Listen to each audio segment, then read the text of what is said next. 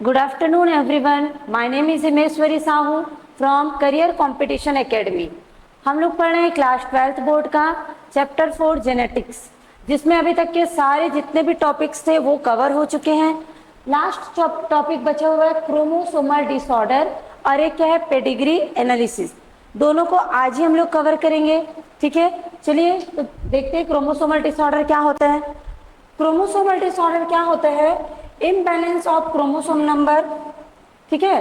Chromosome के number क्या हो जाना, यहाँ से उधर, ठीक है। मतलब जहां पे क्रोमोसोम नंबर होना चाहिए वहां से हट के दूसरे जगह पे चल देना, ठीक है। उसके अरेंजमेंट में क्या हो जाना, गड़बड़ी हो जाना, ठीक। जिस सीक्वेंस में उसको प्रेजेंट होना चाहिए क्रोमोसोम को, उस सीक्वेंस में नहीं होना, इसको क्या बोला जाता है? क्रोमोसोमल डिसऑर्डर, ठीक। और उसी नंबर में कमी ज्यादा होने के कारण या फिर अरेंजमेंट में कुछ गड़बड़ी होने के कारण उसमें कुछ डिसऑर्डर्स हो जाते हैं ह्यूमंस में, ठीक है। ठीक, उन्हीं डिसऑर्डर्स को क्या बोला जाता है? क्रोमोसोमल डिसऑर्डर, जो कि क्रोमोसोम में रीअरेंजमेंट में और उसके नंबर्स में चेंजेस होने के कारण होता है। क्लियर है क्रोमोसोमल डिसऑर्डर क्या होता है? ठीक, लिख लेते हैं उसी को। By imbalance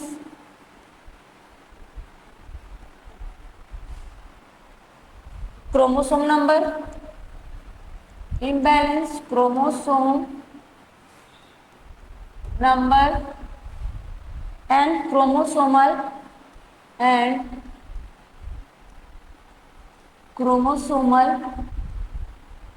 rearrangement,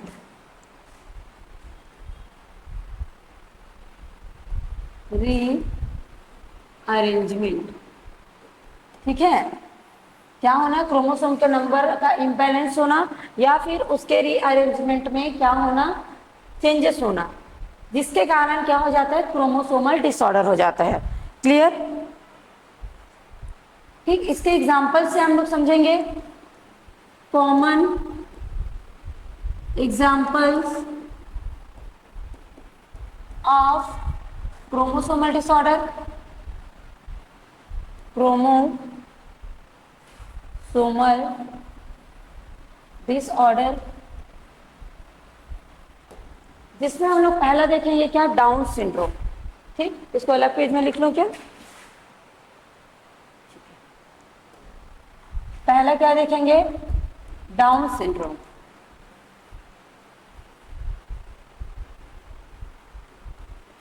down syndrome, ठीक है। डाउन सिंड्रोम में क्या होता है? इसको first described bye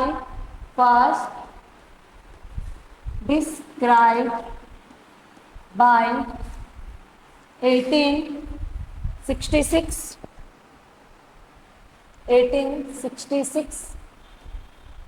bye Langdon Down, ठीक है। लैगडॉन डाउन, ये कौन थे? वैज्ञानिक थे, साइंटिस्ट थे, ठीक है। इन्होंने अपने सरनेम के बेस पे इस सिंड्रोम का नाम रखा है डाउन सिंड्रोम, ठीक है। क्या था? डाउन कौन थे? इनके वैज्ञानिक थे, जिन्होंने 1866 में क्या किया था? डाउन सिंड्रोम की खोज की थी, ठीक है। इसको बताया था। देखते हैं डाउन सिंड्रोम क्या होता है। डाउन सिंड्रोम में क्या होता है? ट्राइसोमी हो जाता है, किसमें? क्रोमोसोम में। मतलब एक क्रोमोसोम क्या हो जाता है? ऐड हो जाता है, ठीक। कितना होना चाहिए? 46 होना चाहिए। जनरल कितना होना चाहिए? 46 क्रोमोसोम होना चाहिए। इसमें एक क्रोमोसोम क्या हो जाता है? ऐड हो जाता है। और कितना क्रोमोसोम बन जाता है यहाँ पे? 47 क्रोमोसोम, ठीक है। इस कंडीशन को बोला जाता है डाउन सिंड्रोम। क्लियर है? लिख लेते हैं इसी को यहाँ पे। ये क्यों होता है? डेवलप ड्यू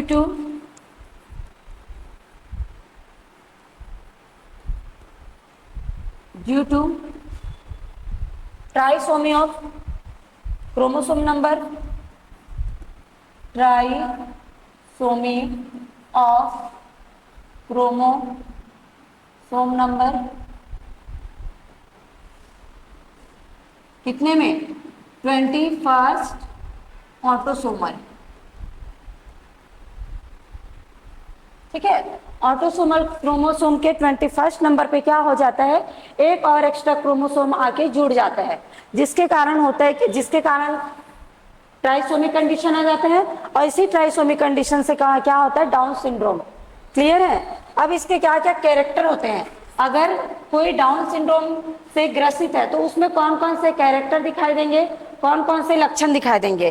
ठीक है, तो उसको यहाँ पे लिखते हैं, इट इज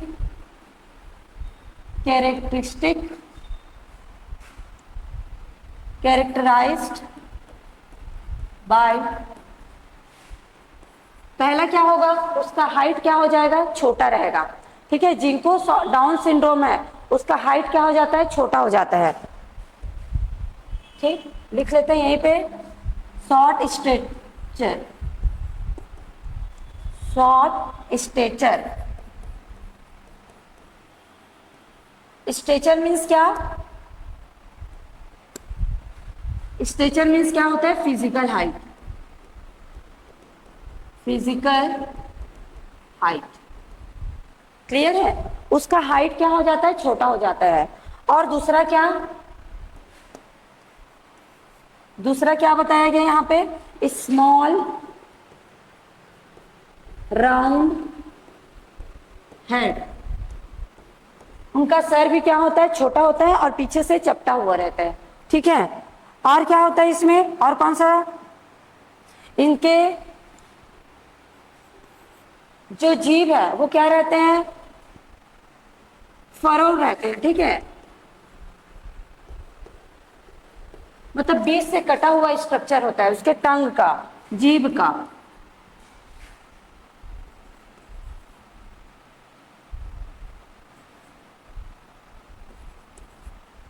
और चौथा यहीं पे देख लेते हैं, पार्शियली ओपन माउथ, उनका मुंह क्या रहता है, हल्का खुला हुआ रहता है। ठीक, पार्शियली ओपन माउथ। ठीक है, ये सारे कैरेक्टर होते हैं। और कौन सा कैरेक्टर पाया जाता है इसमें, ब्रॉड पाम, ये जो उसका हथेली वो क्या रहता है, बहुत चौड़ा होता है। ठीक है, ब्रॉड पाम। ठीक है, जो कि क्या रहते हैं, सीज रहते हैं। पाम है वो क्या रहते हैं, ऐसे उंगलियां छोटी छोटी रहेगी। ठीक, उसके स्ट्रक्चर में आगे दिखाऊंगी आप लोग को एनसीईआरटी की बुक से। Many loop in fingers, many loops in on finger tips, finger tips में क्या पाया जाता है, लूप्स पाए जाते हैं। ठीक, और इनका क्या रहता है, लिख लेते हैं यहाँ पे, बिग एंड रिंकल्ड टंग। ठीक है, इनका जीभ क्या होता है, बड़ा होता है और रिंकल्ड भी पाया जाता है। ठीक, इसके साथ साथ इसमें कुछ कुछ एबनॉर्मलिटी पाया जाता है, जैसे कि उनका फिजिकल हेल्थ, फिजिकली उनके जो सेक्स ऑर्गन है वो क्या नहीं रहते, डेवलप नहीं रहते, गोनाड्स उसके डेवलप नहीं रहते। ठीक है, उनके जेनाइटल्स डेवलप नहीं रहते, और उनका ब्रेन भी क्या नहीं रहता, डेवलप नहीं रहता। ठीक है, ठीक, तो ये है क्या, डाउन सिंड्रोम के कैरेक्टर्स। अब इसको देखते हैं किसमें, एनसीईआरटी के बुक में, कि डाउन सिंड्रोम में कैसे दिखाई देते हैं, कौन से क्रोमोसोम में। देखो ये क्या है, क्रोमोसोमल डिसऑर्डर। क्रोमोसोमल डिसऑर्डर क्या बोला गया है यहाँ पे, देखो इसमें क्रोमोसोम क्या हो गया है, एडिशन हो गया है या फिर एब्सेंस है, इसी को क्या बोला गया, क्रोमोसोमल डिसऑर्डर। ठीक है, जिसके कारण एनिपोलाइडी हो सकता है, पॉलीपोलाइडी हो सकता है। इसको हम लोग अभी क्लास में कर चुके हैं। ठीक, देखो टोटल नंबर कितना होता है, नॉर्मल ह्यूमन में 46 क्रोमोसोम होते हैं। ठीक है, मतलब कितना, 22 पेयर उसमें क्या होते हैं, ऑटोसोम्स पाए जाते हैं, और एक पेयर क्या पाया जाता है, उसमें सेक्स क्रोमोसोम पाया जाता है। ठीक है, 1 पेयर क्या पाया जा रहा है यहाँ पे, सेक्स क्रोमोसोम। सम टाइम क्या हो जाता है, या तो कम हो जाता है क्रोमोसोम या तो ज्यादा हो जाता है, जिसके कारण होता है क्या, क्रोमोसोमल डिसऑर्डर। ठीक, जिसमें हमने अभी पहला पढ़ा क्या, डाउन सिंड्रोम। डाउन सिंड्रोम के बारे में पढ़े हैं, ये हम लोग एनसीईआरटी के बुक से पूरा लाइन टू लाइन पढ़ ले रहे हैं। देखो डाउन सिंड्रोम क्या है, the cause of this genetic disorder is the presence of an additional copy of the chromosome number. कहाँ पे, 21st नंबर पे। ठीक है, मतलब इसमें क्या हो जाता है, डाउन सिंड्रोम कब होता है, जब क्या होता है, इसमें एडिशनल कॉपी आ जाता है, किसका, कौन से नंबर पे, 21st नंबर पे। ठीक है, ये एडिशनल कॉपी। ठीक है, इनको किसने डिस्क्राइब किया था, लैंगडॉन डाउन, कब किया था, 1866 में। The affected individual is short stature, इसी को हम लोग पढ़े हैं कि उनका हाइट क्या हो जाता है, शॉर्ट हो जाता है। स्मॉल राउंड हेड, ठीक है, furrowed tongue, partially open mouth, उनका माउथ क्या होता है, ओपन होता है। ठीक है, palm is broad with characteristics palm सीज। ठीक है, इसको देखेंगे। Physical, psychomotor and mental development is retarded, मतलब क्या हो जाता है, इसका फिजिकल डेवलपमेंट कम हो जाता है। ठीक है, साइकोमोटर इसका ठीक से नहीं चल पाता। ठीक, और क्या इसका मेंटल हेल्थ क्या भी रहता है, रिटार्डेड। ठीक, इसका देखते हैं हम लोग, स्ट्रक्चर देख लेते हैं कि क्या हो रहा है यहाँ पे। देखो यहाँ पे क्लियर दिखाई दे रहे हैं, ये वाला, ये जो ये क्या है, 21st क्रोमोसोम है। ठीक, यहाँ पे क्लियर नहीं दिख रहा होगा तो इसमें देखो 1 2 3 क्या हो गया, 21st क्रोमोसोम में एक क्रोमोसोम और ऐड हो गया है। ठीक है, यही क्या है, डाउन सिंड्रोम का है। ठीक, डाउन सिंड्रोम का स्ट्रक्चर है ये। इसमें आगे देखते हैं इसका स्ट्रक्चर कैसे दिखाई दे रहा है। ये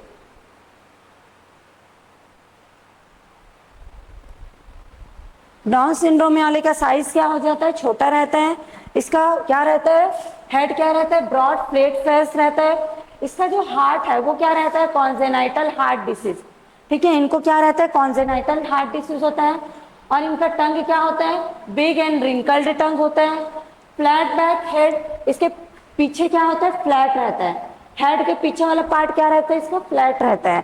ठीक है, और इनके हैंड के फिंगर्स में क्या पाया जाता है, लूप्स पाया जाता है। ठीक, और इसके पाम क्या होते हैं, क्रीज होते हैं। क्लियर है, ये है डाउन सिंड्रोम बेबी। ठीक ठीक ठीक है, अब हम लोग देखते हैं दूसरा डिसऑर्डर कौन सा है। दूसरा डिसऑर्डर है क्लाइनफेंटर डिसऑर्डर सिंड्रोम। ठीक है, क्लाइनफेंटर में क्या होता है, देखते हैं यहाँ पे।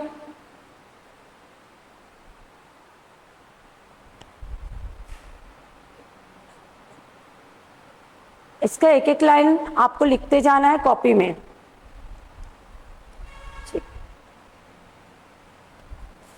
क्लाइनफेल्टर सिंड्रोम में क्या होता है, this genetic disorder is also caused due to the presence of an additional copy of X chromosome. देखो डाउन सिंड्रोम में भी क्या हो रहा था, एडिशनल कॉपी आ रहा था, बट वो किस में आ रहा था, ऑटोसोमल क्रोमोसोम में आ रहा था। ठीक है, बट ये किस में आ रहा है, एडिशनल कॉपी आ रहा है, लेकिन किस में आ रहा है, ये एक्स क्रोमोसोम में। ठीक है, एक्स क्रोमोसोम में क्या हो जाता है, एक एडिशनल कॉपी आ जाता है। कौन सा वाला आया, वाई वाला आया। तो ये क्या होते हैं, बेसिकली ये क्या होते हैं, मेल होते हैं। ठीक है, जो क्लाइनफेल्टर सिंड्रोम वाले होते हैं वो क्या होता है, मेल होता है। ठीक, ये क्या होते हैं, मेल होते हैं, इसमें मेल होते हैं। ठीक, जिसमें क्या कितना क्रोमोसोम पाया जाता है, 47। ठीक, जैसे कि नॉर्मल में कितना रहता है, एक्स एक्स रहता है, इसी एक्स में एक और वाई आके क्या हो जाता है, ऐड हो जाता है, जिसके कारण ये डिसऑर्डर होता है क्लाइनफेल्टर सिंड्रोम। ठीक, such an individual has overall masculine development, मतलब वो क्या रहता है, उसका हाइट वाइट मस्कुलाइन बहुत ठीक रहता है। ठीक है, क्योंकि वो क्या है, मेल है, तो मेल टाइप ही क्या है, तो उसका टॉल हाइट है, हाइट टॉल है, मसल्स डेवलप है ठीक से। ठीक, बट क्या होता है, द फेमिनाइन डेवलपमेंट, बट उसमें क्या हो जाता है, ब्रेस्ट का डेवलपमेंट हो जाता है। ठीक है, उनका हाइट चौड़ा, ठीक, चौड़ा शरीर, लंबा हाइट, मेल टाइप, बट उनके में क्या हो जाता है, डेवलपमेंट ऑफ ब्रेस्ट। ब्रेस्ट का क्या हो जाता है, डेवलपमेंट हो जाता है। इसी को क्या बोला जाता है, गायनिकोमेस्टिया। ब्रेस्ट का डेवलपमेंट होना किसके में, मेल में, इसको क्या बोला जाता है, गायनिकोमेस्टिया। ठीक है। Is also expressed, such individuals are sterile. और ये लोग क्या होते हैं, जिनको क्लाइनफेल्टर सिंड्रोम होता है वो क्या होते हैं, स्टेराइल होते हैं। मतलब इसमें बेबी कंसीव करने की कैपेसिटी नहीं होती। क्लियर है। इनका जो सेक्स ऑर्गन है वो भी ठीक से फुल्ली डेवलप नहीं होता। ठीक, इसका स्ट्रक्चर देखते हैं यहीं पे।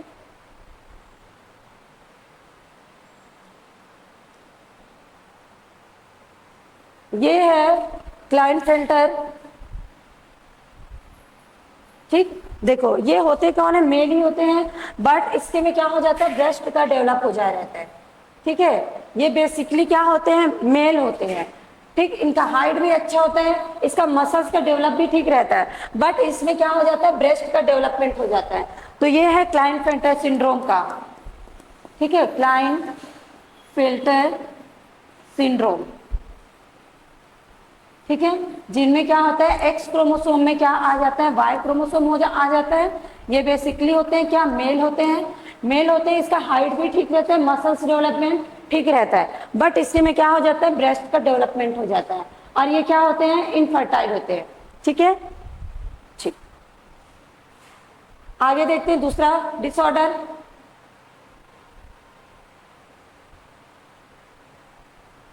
Turner syndrome. ठीक, टर्नर सिंड्रोम के बारे में पढ़ते हैं।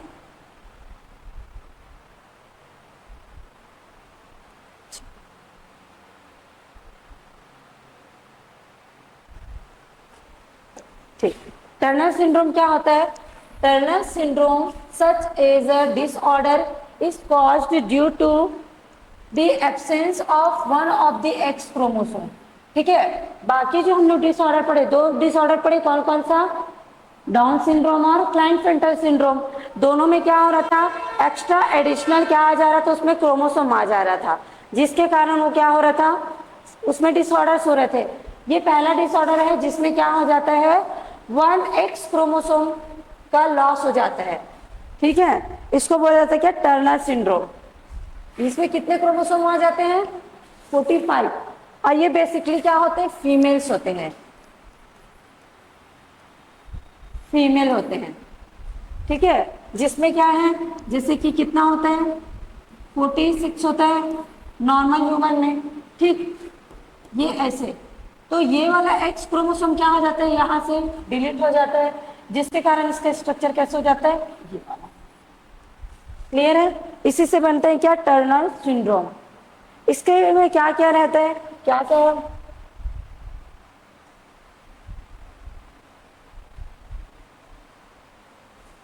देखते हैं आगे इसमें। सच फीमेल्स आर स्टेराइल। ये भी फीमेल्स क्या होते हैं, स्टेराइल होते हैं, मतलब ये भी बच्चे पैदा नहीं कर सकते।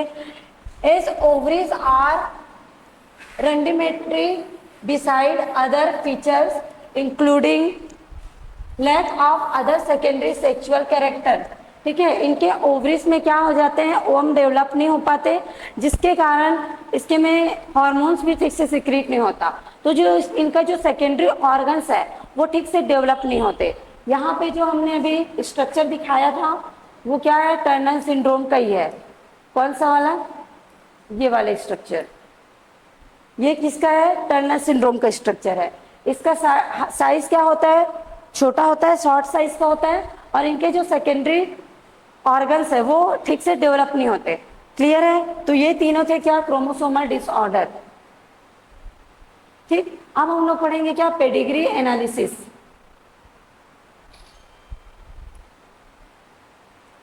ठीक, अब क्या पढ़ेंगे हम लोग, पेडिग्री एनालिसिस।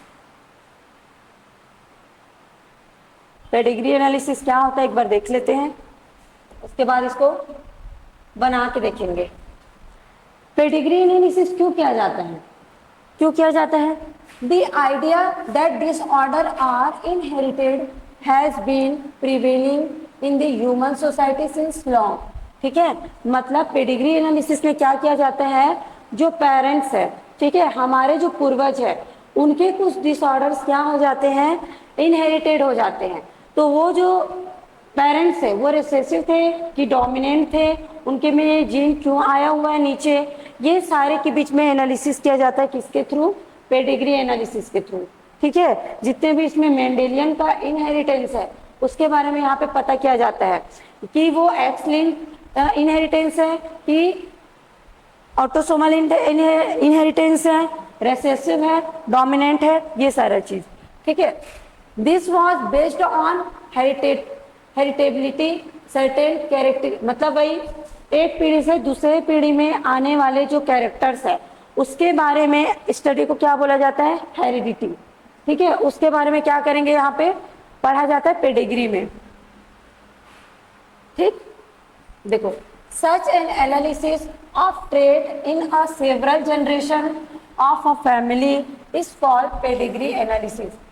ठीक है, कोई फैमिली है उनके पूरे पूर्वज से लेकर के एंसेस्टर में कौन कौन सा डिसऑर्डर आया हुआ है, ठीक है, जो कि क्या है, एक्स लिंक्ड है, वाई लिंक्ड है, ऑटोसोमल रिसेसिव है, डोमिनेंट है, ये सारे का क्या करना, पता करना, एनालिसिस करना, क्या कहा जाता है, पेडिग्री एनालिसिस। क्लियर?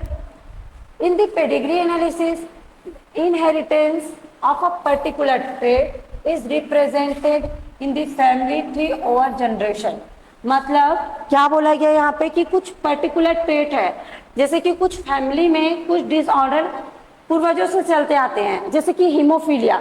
हीमोफीलिया क्या था, हीमोफीलिया क्या था, एक्स लिंक डिसऑर्डर था जो कि पीढ़ी से पीढ़ी हर पीढ़ी में आते जा रहा था।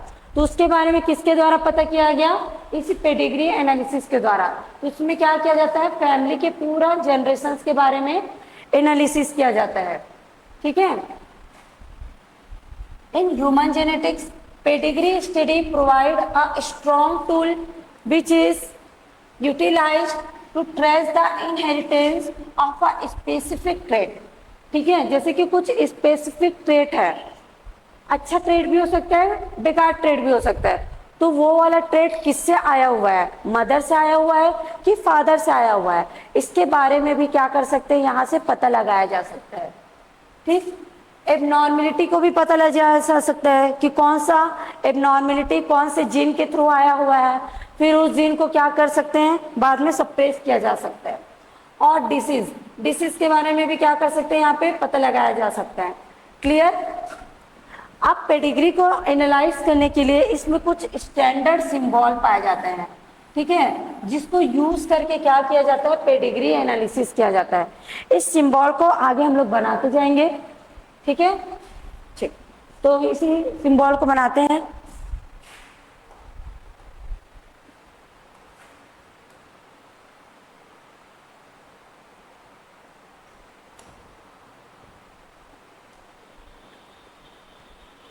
ठीक है, जैसे कि पेडिग्री एनालिसिस में क्या कर रहे थे हम लोग,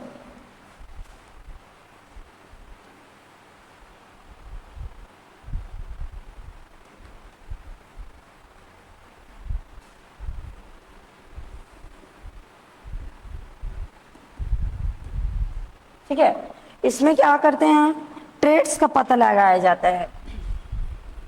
जैसे कि कोई ट्रेट है, कोई कैरेक्टर है, कोई गुण है, ठीक है, तो उसके बारे में क्या किया जाएगा, पता लगाया जाएगा। क्या क्या पता लगाया जा सकता है कि ये ट्रेट क्या है, डोमिनेंट है, ऑटोसोम है, ऑटोसोम वाला है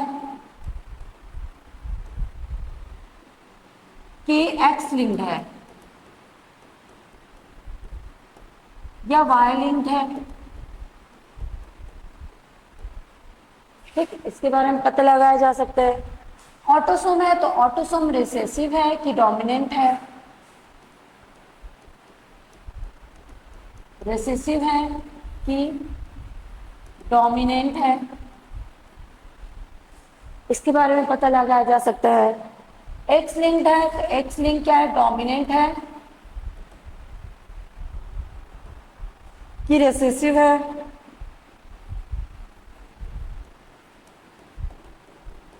ये पता लगाया जा सकता है। एक्स लिंक्ड है तो उसमें तो रिसेसिव डोमिनेंट नहीं देखा जाएगा ना, क्योंकि वाई कब आता है, वाई लिंक्ड कब आता है, जब एक ही वाई हो तो क्या होगा, वाई लिंक्ड आएगा। ठीक, तो इसको पता लगाने के लिए कुछ सिंबल्स दिए जाते हैं।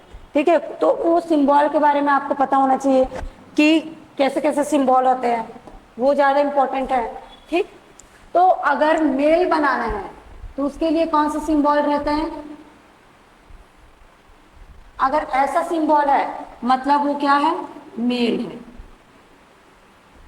ठीक है, राउंड सिंबल है, किसके लिए यूज किया जाता है, फीमेल के लिए। क्लियर है। और अगर ये वाला सिंबल है, ये क्या है, ये कौन से सेक्स का है ये नहीं पता, मेल है कि फीमेल है ये नहीं पता। ठीक है, तो उसके लिए इसका यूज किया जाता है सेक्स अनस्पेसिफिक। ठीक है, इसमें नहीं पता कि मेल है कि फीमेल है। ये अगर नॉर्मल दिया हुआ है मतलब इसके अंदर में अगर कोई कलर नहीं है, कुछ स्ट्रक्चर नहीं है, मतलब ये क्या है, नॉर्मल है। ठीक है, मतलब इसमें कोई डिसीज नहीं है। बट अगर हम इसमें कलर कर दें तो, जैसे कि अगर मैं ऐसे बनाऊं कोई भी कलर से, ब्लैक कलर, या फिर इसमें कुछ ऐसे स्ट्रक्चर्स डाल देते हैं, अगर ऐसा है मतलब ये क्या है, डिसीज्ड है।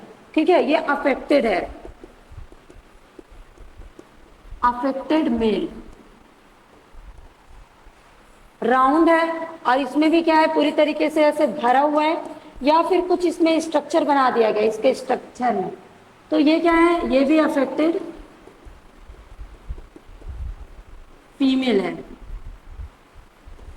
ठीक है, अगर ये वाला स्ट्रक्चर बना हुआ है, यहां पे बना देते,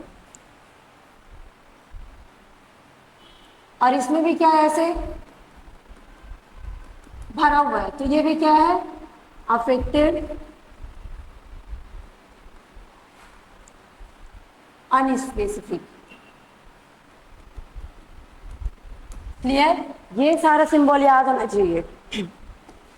इसके बाद और टर्म आएगा क्या, कि अगर क्या करेंगे, मैटिंग हो रहा है, मेल और फीमेल के बीच में क्या हुआ, मैटिंग हुआ, तो उसको कैसे बनाते हैं, ये मेल हो गया, इसके साथ में फीमेल, तो ये दोनों अगर सिंगल लाइन है मतलब ये दोनों का क्या हुआ, मैरिज हुआ है।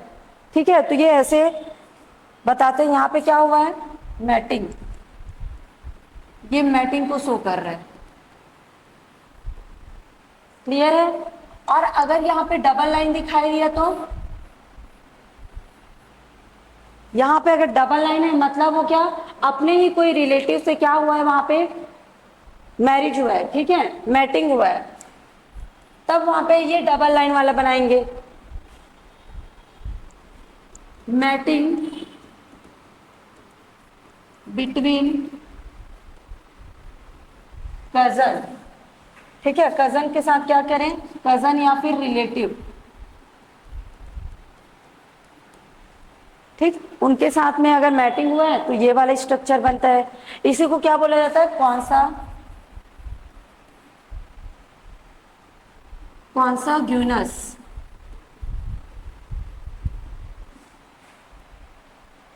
मैटिंग, जो रिलेटिव्स में मैटिंग होता है उसको क्या बोला जाता है, कॉन्साग्यूइनस मैटिंग। ठीक, और क्या बनेगा, अब अगर हम लोग क्या दिखाना है, उसमें जनरेशन दिखाना है, तो जनरेशन दिखाने के लिए क्या करते हैं, पहले मेल एंड फीमेल। ठीक है, इसके बाद क्या बनाते हैं हम लोग, ऐसे पेडिग्री बनाएंगे। ठीक, जो बच्चा पहले आया रहेगा उसको इधर साइड बनाएंगे, जैसे कि पहले कौन आया, फीमेल का जन्म हुआ है। ठीक है, तो पहले फीमेल बनाएंगे, उसके बाद मेल बनाएंगे। ठीक, अगर चार हैं तो उधर ऐसे और बढ़ाया जा सकता है। तो ये क्या है, जनरेशन को बता रहे हैं, किसको बता रहा है, ये जनरेशन को। पेरेंट्स को हमेशा ऊपर में लिखा जाता है, parents above and children below, children below. Clear, ठीक है। अब इसमें एक चीज और, जैसे कि ये तो नॉर्मल कंडीशन में है कि इसमें मम्मी पापा भी क्या है, नॉर्मल है, कोई किसी को डिसीज नहीं है, उनके चिल्ड्रन में भी कोई डिसीज नहीं है। लेकिन अगर इसको ऐसे बनाया जाए तो ये क्या है, पेरेंट्स है और ये उनके चिल्ड्रन है। जो बच्चा पहले होगा उसको पहले बनाया जाएगा। अब यहाँ पे क्या है, मेल पहले आया है और फीमेल का बाद में आई है। ठीक, अब इसको क्या कर दिए, कलर कर दिए। इसको क्या दिखाया गया, इसको कलरफुल दिखाया गया ऐसे। मतलब यहाँ पे क्या दिखाया गया है कि इसका जो मेल चिल्ड्रन है वो क्या है, डिसीज है, उसको क्या है, अभी डिसीज है। ठीक है, इसका मेल वाला क्या है, डिसीज है। तो यहाँ पे क्या दिखाया गया है, डिसीज। ठीक है, parent with male child, male child affected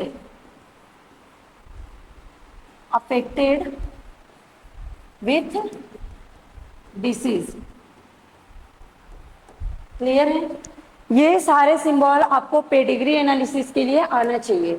ठीक है, ठीक है, चलो मैं एक क्वेश्चन इससे करा देती हूँ जिससे आप लोग को और अच्छे से समझ आ जाएगा। जैसे कि ये क्वेश्चन है, इसमें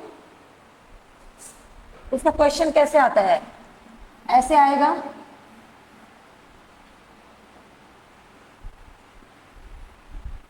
मेल है, ये फीमेल है, ये दोनों का क्या हुआ है, मैटिंग हुआ है। मैटिंग होने के बाद इनके 4 बच्चे हुए हैं। ठीक है, जो पहला बच्चा हुआ है उसको पहले लिखेंगे। जैसे कि पहले क्या था, मेल आया और मेल क्या है, अनअफेक्टेड है। ठीक, उसके बाद क्या आया, फीमेल। फीमेल क्या है, इफेक्टेड है, मतलब इसको कोई डिसीज है। ठीक, उसके बाद फिर क्या आया, मेल आया। अब ये मेल भी क्या है, अफेक्टेड है।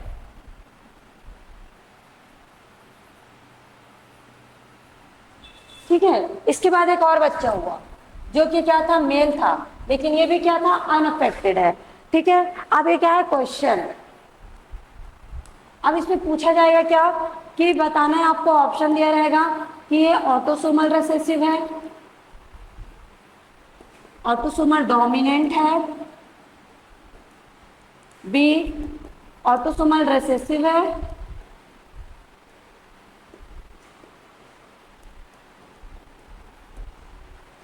एक्स लिंक्ड है, एक्स लिंक्ड रिसेसिव,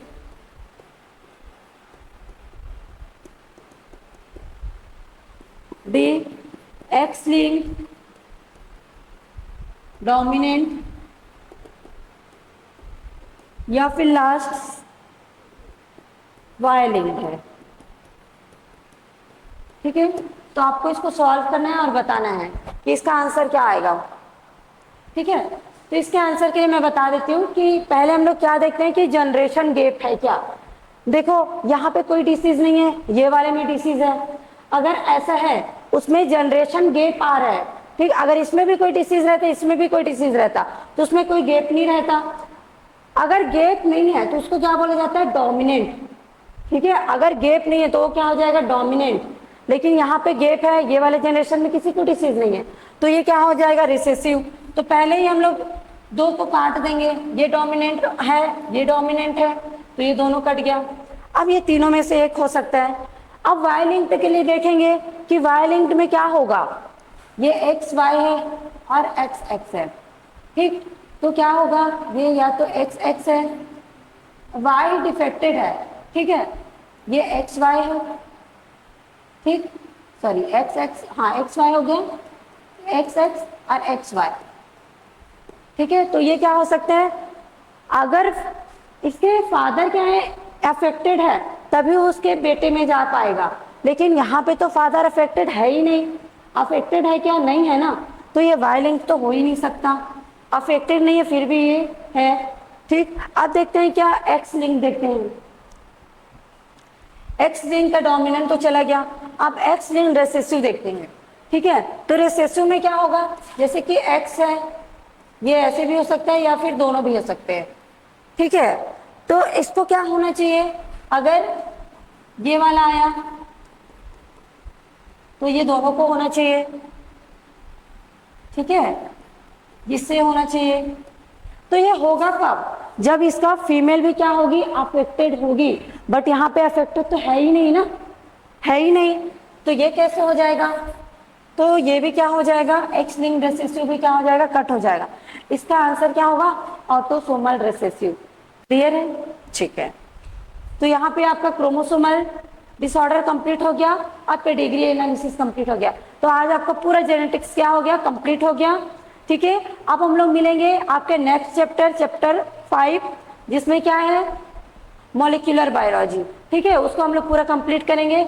आगे वीडियो में बने रहने के लिए चैनल को सब्सक्राइब कीजिए और वीडियो को क्या करें, लाइक करें, अगर आपको समझ आया है तो, ठीक है। Thank you everyone.